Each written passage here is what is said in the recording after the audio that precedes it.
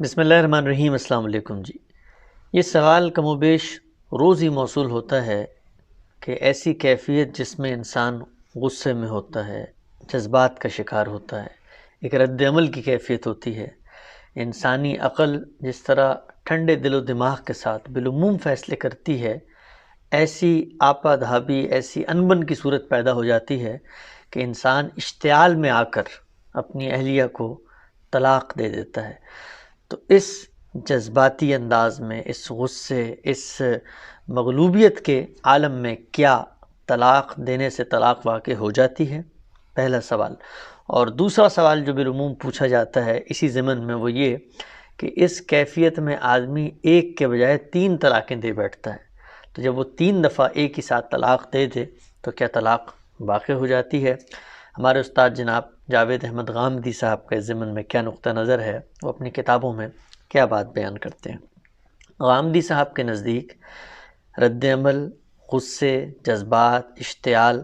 میں اگر آپ طلاق دے دیتے ہیں اور آپ کے پیش نظر طلاق دینا نہیں تھا، گویا آپ کی نیت نہیں تھی، یا آپ یہ ارادہ نہیں رکھتے تھے، یا آپ سے اگر پوچھا جائے کہ آپ دینا چاہتے تھے تو آپ پیچھے مڑ کے دیکھتے ہیں اور پلٹ کے یہ محسوس ہوتا ہے کہ نہیں، میں دینا نہیں چاہتا تھا، لیکن ایسی خاص صورتحال اور کیفیت پیدا ہو گئی جس میں یہ الفاظ منہ سے نکل گئے، تو اس طرح کی دی ہوئی طلاق واقع نہیں ہوتی۔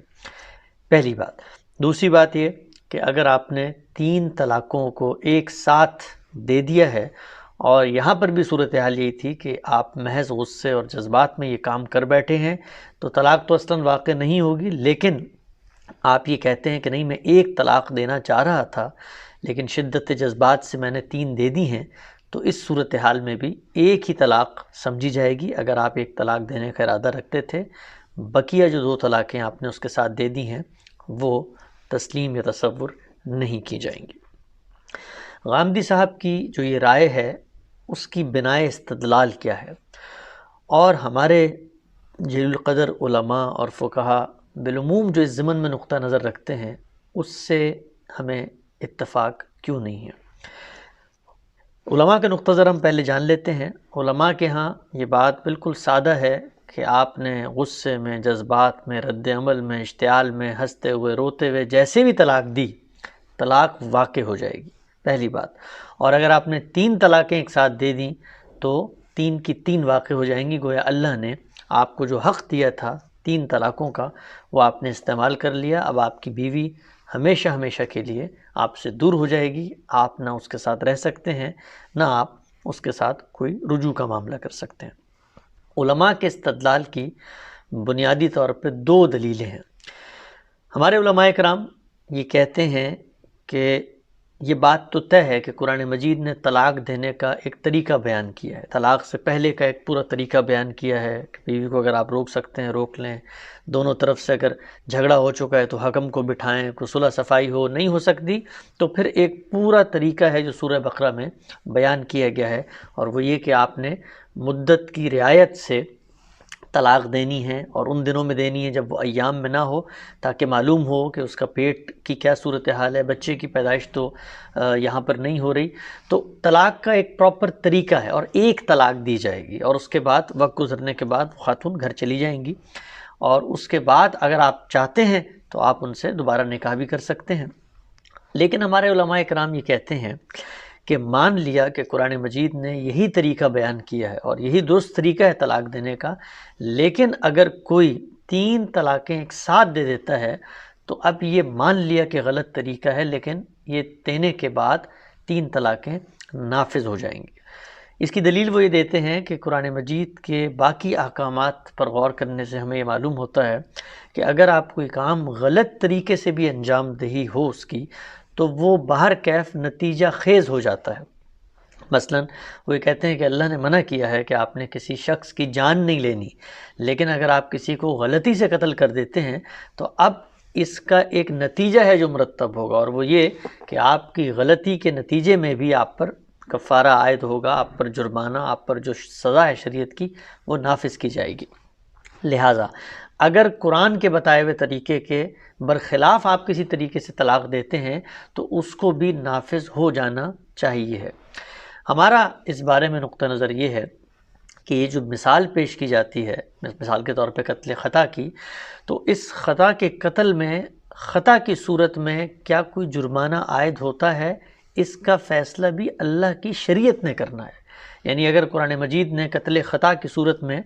کوئی جرمانہ نہ بتایا ہوتا تو میں اور آپ اٹھ کر کسی شخص پر اپنی طرف سے کوئی جرمانہ عائد نہیں کر سکتے تھے۔ چنانچہ جس وقت قرآن مجید نے طلاق دینے کا ایک درست طریقہ بتایا تو کیا وہاں پر یہ بھی بتایا کہ اگر آپ اس غلط طریقے سے طلاق دے دیں گے تو طلاق واقع ہو جائے گی؟ قرآن مجید اس ضمن میں خاموش ہے۔ گویا قرآن مجید اس بات کی تائید یا اس بات نہیں کرتا کہ لازماً اگر غلط طریقے سے طلاق دی جائے تو وہ طلاق نافذ ہو جائے گی، پہلی بات۔ دوسری بات یہ ہے کہ قرآن مجید یہ کہتا ہے کہ اگر آپ طلاق دینے کا مصمم ارادہ رکھتے ہیں، ان عزم الطلاق، یعنی اگر آپ کی خواہش، آپ کی منشا، آپ کی آرزو، آپ کا ارادہ، آپ کا اختیار، سب چیزیں اسی طرف گامزن تھی کہ طلاق دینا ہے، تو پھر طلاق کا وقوع ہونا چاہیے۔ لیکن اگر کسی شخص کے پیش نظر ہی یہ نہیں ہے اور اس نے محض جذبات میں رد عمل میں آ کر ایک طلاق دے دی ہے اور وہ ایک کے بجائے 3 دے دی ہے، تو اب اس کا بیان ہے جو اس باب میں فیصلہ کن اور مؤثر ہوگا۔ ہمارے علماء کرام اس ضمن میں جو دوسری دلیل پیش کرتے ہیں وہ رسول اللہ صلی اللہ علیہ وسلم سے منسوب ایک حدیث ہے۔ اس حدیث میں یہ بیان کیا گیا ہے کہ ثلاثۃ جدہن جد و ہزلہن جد النکاح والطلاق والعتاق، 3 چیزیں غصے میں ہوں، مذاق میں ہوں، وہ برابر ہیں: نکاح، طلاق اور غلام کو آزاد کرنا۔ ہمارے علماء اس سے استدلال کرتے ہیں اور یہ کہتے ہیں کہ خود رسالت مآب صلی اللہ علیہ وسلم نے بات فرما دی ہے کہ طلاق جیسے بھی دی جائے وہ واقع ہو جاتی ہے۔ ہمارا اس ضمن میں نقطہ نظر یہ ہے کہ یہ روایت اگرچہ آپ صلی اللہ علیہ وسلم کی نسبت سے ثابت نہیں ہے، ایک ضعیف روایت ہے، بلکہ بہت ہی مزے کی بات یہ ہے کہ یہ جن کتابوں میں نقل کی جاتی ہے اور اس سے استدلال کیا جاتا ہے کہ طلاق اگر آپ مذاق میں دیں اور غصے میں دیں اور جیسے بھی دیں وہ واقع ہو جائے گی، انہی کتابوں میں نیچے یہ لکھا ہوتا ہے کہ یہ روایت رسول اللہ صلی اللہ علیہ وسلم سے ثابت نہیں ہے، جس کی بنیاد پر قانون سازی کی جا رہی ہے۔ تو اس ضمن میں ہمارا نقطہ نظر یہ ہے کہ رسول اللہ صلی اللہ علیہ وسلم سے منسوب باتیں لوگوں کی بیان کردہ باتیں ہیں، ان سے کوئی قانون اصلاً اخذ نہیں کیا جا سکتا۔ تاہم ہم غور کریں گے کہ اگر رسول اللہ سے منسوب کوئی بات ہم تک پہنچی ہے تو اس کا اصل پس منظر کیا تھا۔ ہماری بنا استدلال قرآن مجید کی وہ واضح اور صریح منصوص باتیں ہیں جن کی روشنی میں یہ بات بیان ہوتی ہے کہ طلاق واقع اس وقت ہوگی جس وقت آدمی یہ فیصلہ کرے کہ اس نے طلاق دینی ہے۔ گویا اس کا مصمم ارادہ، اس کا عزم، اس کا بیان ہے جو اس ضمن میں فیصلہ کن ہوگا، اس کی بات ہی حرف آخر اور اس کا فیصلہ ہی قول فیصل ہے۔ چنانچہ یہ جو روایت ہے، یہ روایت نہ صرف یہ کہ قرآن مجید نے جو اصول بیان کیا ہے اس کی روشنی میں قانونی طور پہ اگر اس کو اصول مان لیا جائے جو بات روایت میں بیان ہوئی ہے تو یہ درست بات معلوم نہیں ہوتی۔ تاہم جب ہم نے روایت پر غور کیا اور روایت کا استقصاء کیا اور جتنی رپورٹنگز تھیں ان کو جمع کیا تو اس سے بھی جو پہلو سامنے آیا وہ بالکل وہی ہے جو قرآن مجید بیان کرتا ہے۔ یعنی رسالت مآب صلی اللہ علیہ وسلم نے یہ کوئی عمومی فیصلہ نہیں فرمایا کہ جب کبھی کسی نے غصے سے کوئی طلاق دے دی یا جذبات میں آ کے طلاق دے دی یا ہنسی مذاق میں دے دی تو واقع ہو جائے گی، بلکہ ایک اپلائیڈ واقعہ ہے، ایک اطلاقی صورتحال ہے جس میں آپ نے یہ فیصلہ کیا ہے۔ چنانچہ بعض حدیث کی کتابوں میں یہ بات نقل ہوئی ہے کہ پوری بات یوں تھی کہ کان الرجل یطلق النساء، ایک آدمی تھا جس کے بارے میں شکایت رسول اللہ تک پہنچی کہ وہ تو عورتوں کو طلاقیں دیتا رہتا ہے، یعنی کسی سے نکاح کر لیا تو اس سے حقوق کا مطالبہ کیا تو کہتا میں تو مذاق کر رہا تھا، میں تو سنجیدہ ہی نہیں تھا۔ اسی طرح طلاق دے دی تو بیوی گھر جانے لگی تو کہتا نہیں میں تو تمسخر اڑا رہا تھا۔ تو اس شخص کے بارے میں رسول اللہ صلی اللہ علیہ وسلم نے فرمایا کہ یہ جو تم نے مذاق بنایا ہوا ہے یہ دوبارہ کیا تو ہم نافذ کر دیں گے، لہٰذا محتاط رہو۔ تو یہاں بھی چیز جو پیش نظر رہنی چاہیے وہ یہ تنبیہ ہے کہ جو اصل بات ہے، جو اصل طریقہ ہے اس کی طرف لوٹنا چاہیے۔ اسی طرح کے بعض واقعات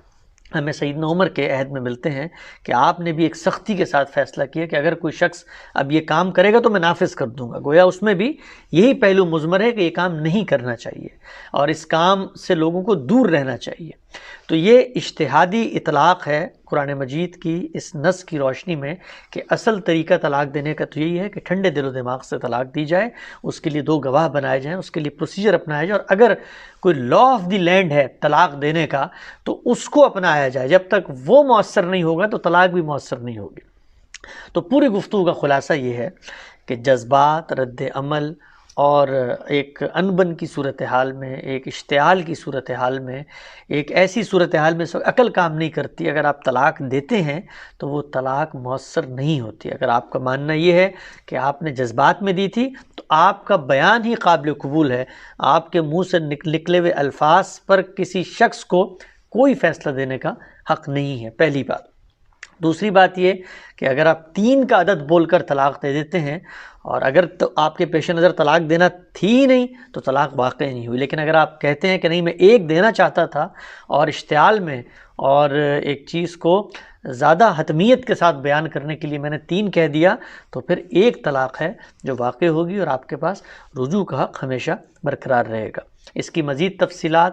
اور رسالت مآب صلی اللہ علیہ وسلم نے اس طرح کے مواقعوں پر کیا فیصلے کیے ہیں، اس کی مزید جو ہدایات ہیں وہ آپ ہمارے استاد جناب جاوید احمد غامدی صاحب کی کتاب